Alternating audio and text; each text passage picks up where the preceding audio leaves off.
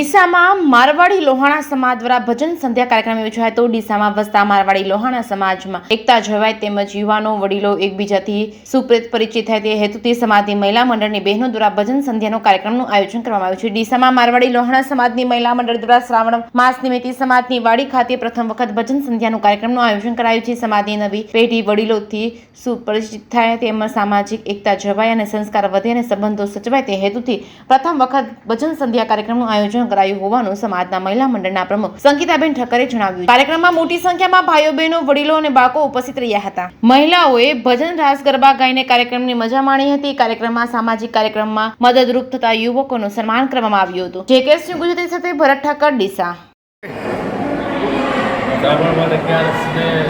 ગુરુવારના પવિત્ર દિવસે મારવાડી લોહાણા સમાજની વાડીમાં શ્રી મારવાડી લોહાણા સમાજની મહિલા મંડળની બહેનો દ્વારા સુંદર આયોજન કરવામાં આવ્યું છે।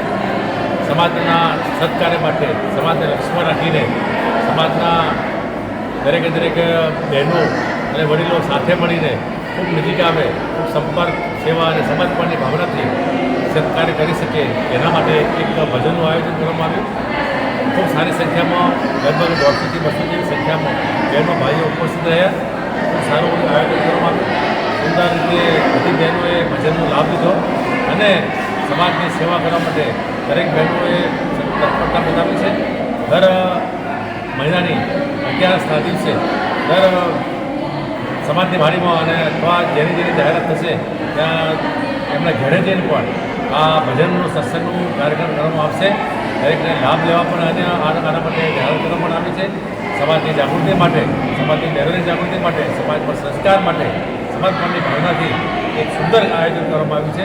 સમાજના વડીલો સાથે રહીને બહેનોને ખૂબ ખૂબ આશીર્વાદ પાઠવ્યા છે અને તન મન ધનથી સાથે રહીને સેવા કરવાની તક મળે અને સમાજની ખૂબ પ્રગતિ થાય, સમાજ ખૂબ નજીક આવે, સમાજની બહેન દીકરીઓ ખૂબ નજીક આવે।